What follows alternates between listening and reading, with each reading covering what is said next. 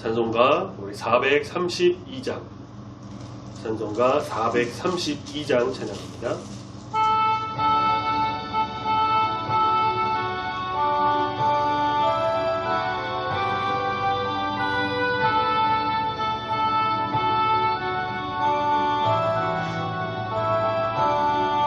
큰 물결이 설레는 거듭마다 저 등대의 불빛도 희미한데 이 풍랑에 배저 항해하는 이 작은 배 사공은 주님이라.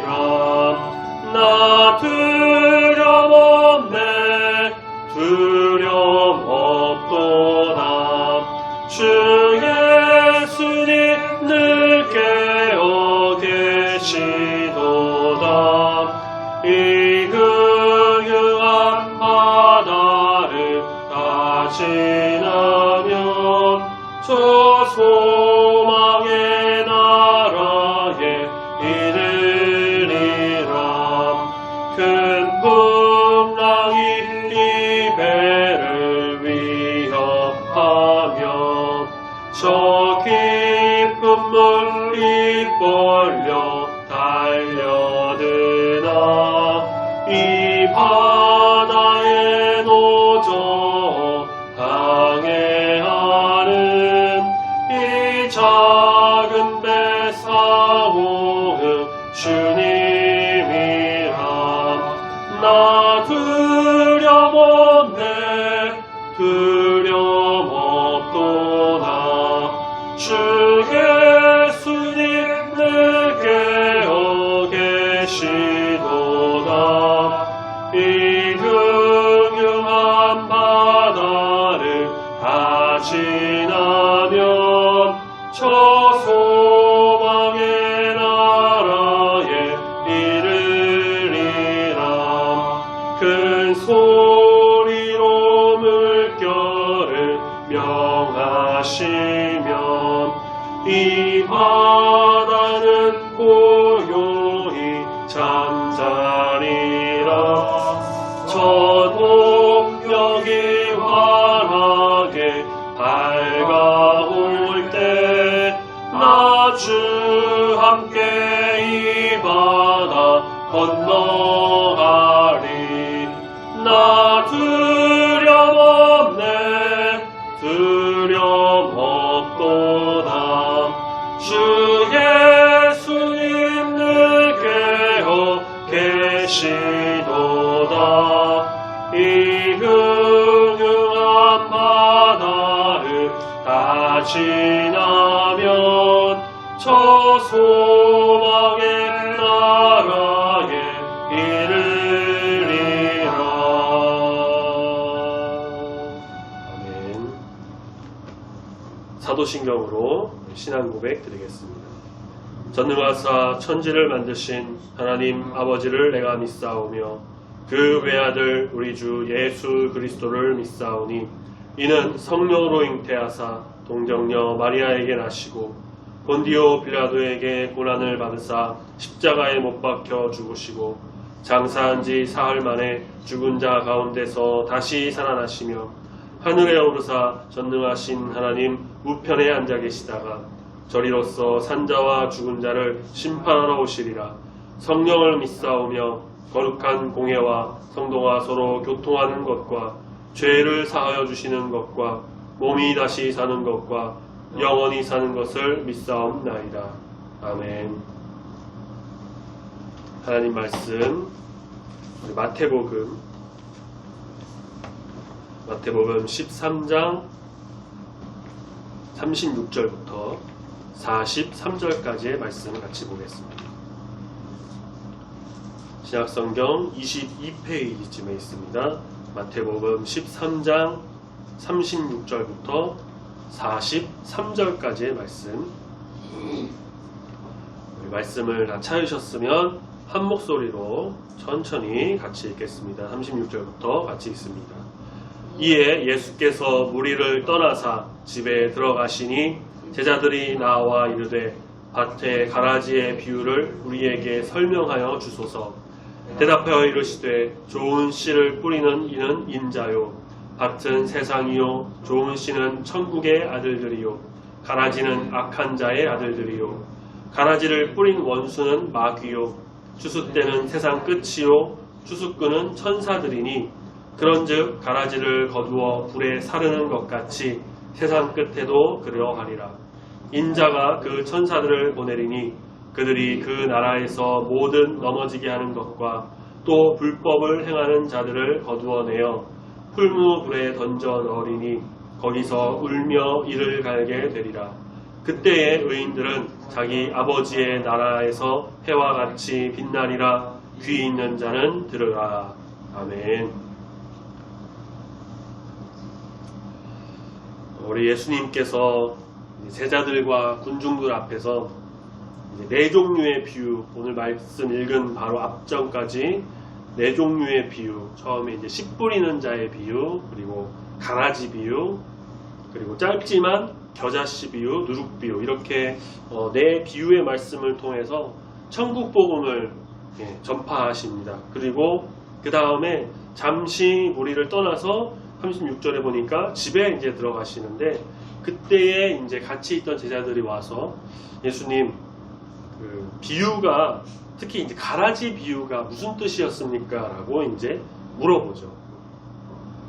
비유 자체는 분명한 메시지를 가지고 있는 것인데 이제 감추는 성격이 있었던 그 비유의 형식 때문에 그 내용을 제자들도 다 듣자마자 바로 알았던 게 아니기 때문에 그 당시에는 잘 몰라서, 그래서 이제 예수님께 물어봅니다. 이해하지 못하는 부분이 있어서 직접 예수님께 물어보고, 예수님은 또 이렇게 친히 알려주시는데, 어떤 면에서 보면은 참 제자들은 행운이었다라고 할 수 있는 게, 예수님과 이렇게 함께 다녔기에 바로바로 이해하지 못해도 그렇게 예수님으로부터 이 비유의 내용을 다 풀어서 듣고 그러지 않았나, 그런 생각도 해봅니다.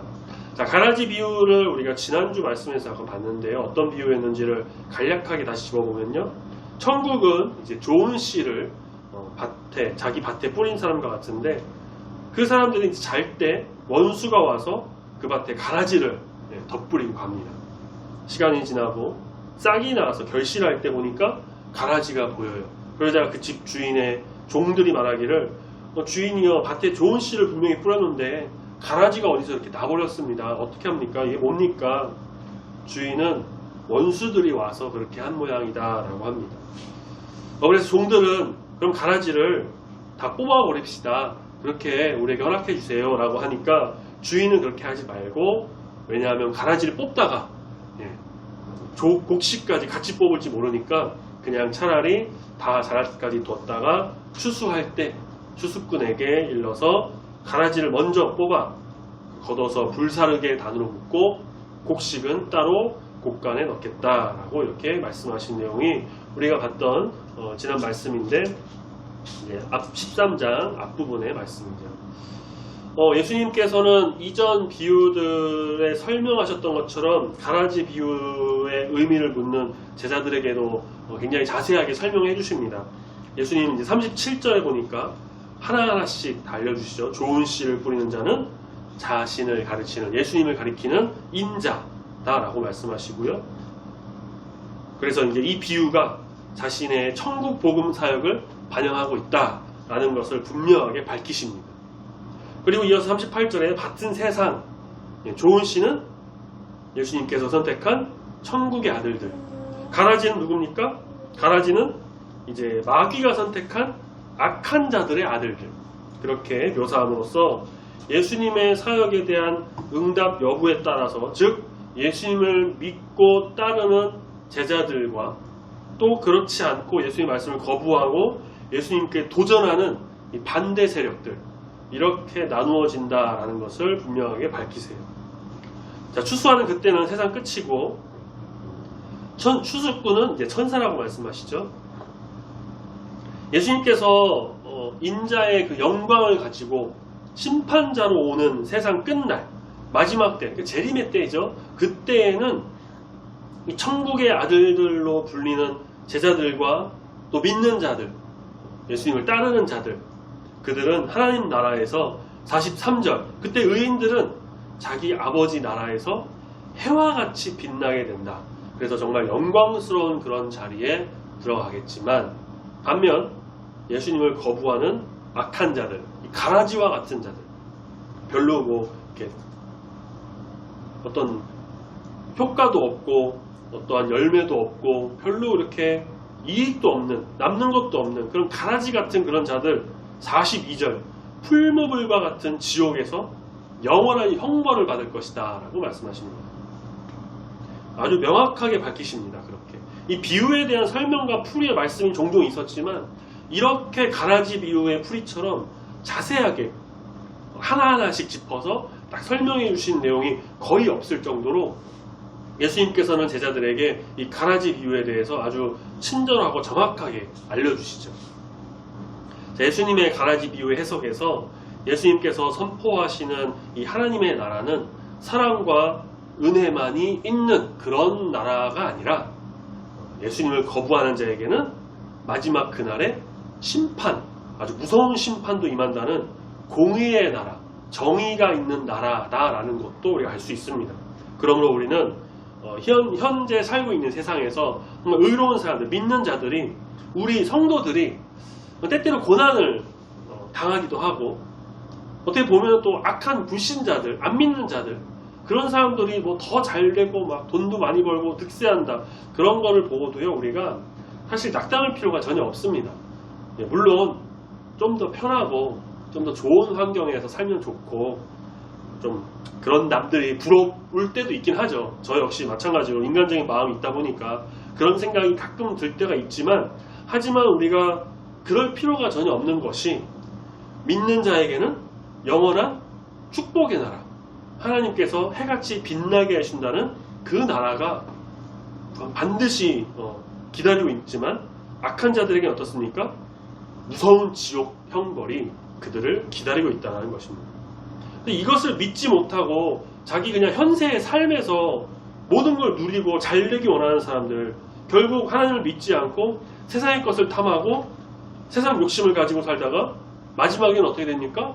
말씀에 나오는 것처럼 심판대 앞에 서고 풀무불에 던져서 거기서 울며 이를 가게 될 것이라고 말씀하시죠. 심판의 연기는 우리가 주님께 다 가까이 나아갈 수 있는 그런 기회가 되지만, 안 믿는 자들에게는 어때요? 오히려 무서운 심판의 내용을 축적해가는 그런 것일 뿐입니다.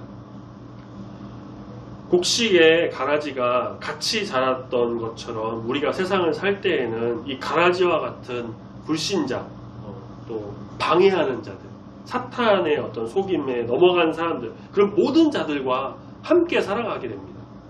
우리는 그래서 기도하기를 어떻게 해야 될까요?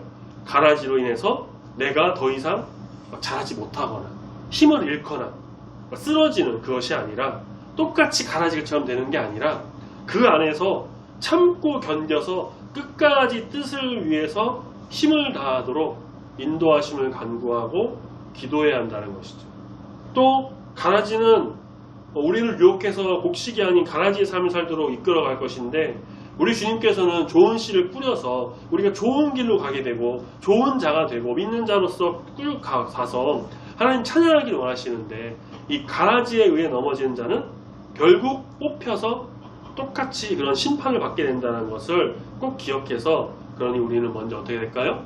정신 차려서 흔들리거나 넘어지거나 그래서 가라지 같은 자가 되는 게 아니라, 굳은 믿음 안에서 정말 이 세상을 잘 지내며 나가기를 간구하고, 더 나아가서는 우리가 가라지를 좀 변화시켜서 믿는 자로 돌아오도록, 가깝게는 우리 교회 안에서도 그렇고요, 성도부터 시작해서 가족, 친구, 친척, 주변 사람들, 그들이 그런 풀무불의 심판을 받지 않도록, 지옥불에 빠지지 않도록 이끌어내어 참되신 우리 주님의 뜻을 아름답게 이뤄갈 수 있는 그 사명 잘 감당하는 우리가 되어야 할 것입니다. 근데 여기서 우리가 또 놓치지 않아야 할 부분이 뭐가 있냐면요, 가라지에 대한 심판은 이 인자이신 예수님의 몫이지 우리의 어떠한 것이 아니라는 거예요. 그러니까 가라지를 보고 우리가 막 아무렇게나 그들을 판단하고 심판하고 정죄하면 안 된다는 거죠. 말씀에서 보면요, 추수꾼 역시 주인이신 예수님께서 시켜서 가라지를 뽑아낸 천사들일 뿐이에요. 따라서 우리의 삶의 현장에서, 심지어 교회에서도 혹시라도 가라지와 같은 사람을 만나게 된다 하더라도 우리가 막 앞장서서 이들을 막 제거하고 뽑아내려고 하고 정죄하고 판단하고 그렇게 심판자의 자리에 서지 않고요. 때가 되면, 말씀에서처럼 마지막 때가 되면 우리 주님께서 가라지를 제거해 주신다고 하셨으니까 그것을 믿고 그 믿음 가지고 수수의 때를 기다리며 우리의 주어진 일을 정말 최선을 다해서 하면 될 것입니다. 그렇게 정죄하는 일도 어떤 면에서 보면은 교만한 것이죠. 그러니 우리는 항상 겸손하게 낮은 자의 마음으로, 또 우리 주님께서 모든 것을 마지막 때에 이루실 것을 기대하고 소망하는 그 재림의 신앙으로 우리는 기도하면서 그들이 돌아올 수 있도록 최선을 다해서 또 노력하고 섬기고 헌신하고, 마지막 심판은 우리 주님께 맡겨서 우리 주님의 그 비유 말씀대로, 그리고 그 전파하신 그 모든 말씀과 그 뜻이 정말 온전히 이루어지도록 우리의 어떠한 열정과 최선을 다해서, 헌신을 다해서 모든 것을 이루어가는 거룩한 주의 성도님들이 다 되셔야 할 줄 믿습니다. 비유의 말씀을 듣고 깨달아 주님의 뜻을 이루며 나갔던 제자들처럼, 또 예수님께서 귀 있는 자는 들으라고 했던 것처럼 우리가 다 귀가 있잖아요. 다 듣고 알고 깨달으니 그 뜻대로 정말 우리의 삶이 주님 안에서 온전하여지기를 소망합니다. 아멘. 같이 찬양하겠습니다. 찬송가 521장 찬양합니다.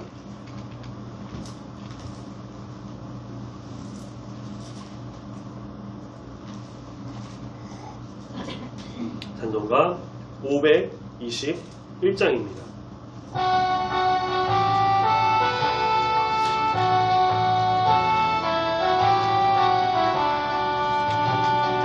구원으로 인도하는 그 문은 참 좁으며 생명으로 인도하는 그 길은 참 험하니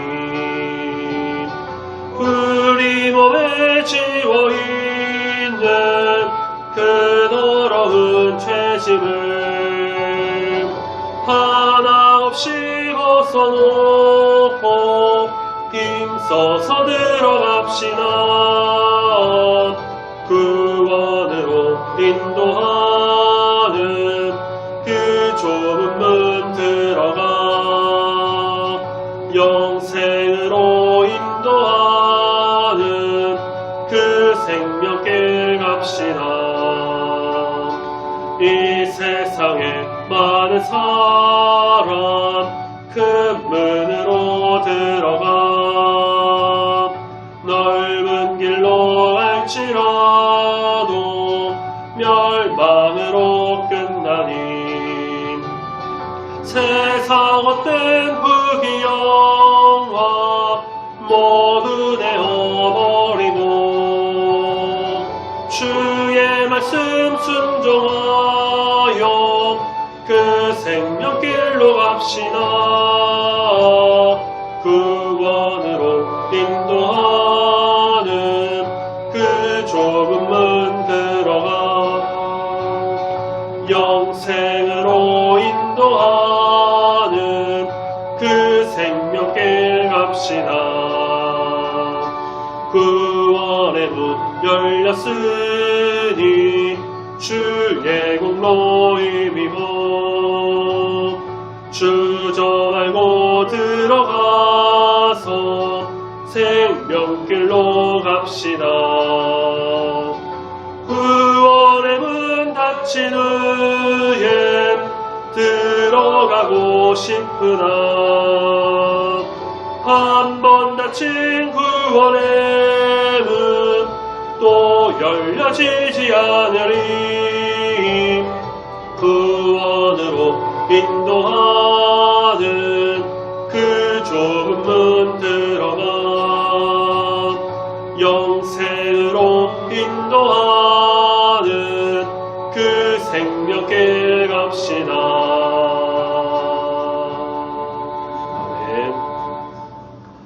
기도하겠습니다.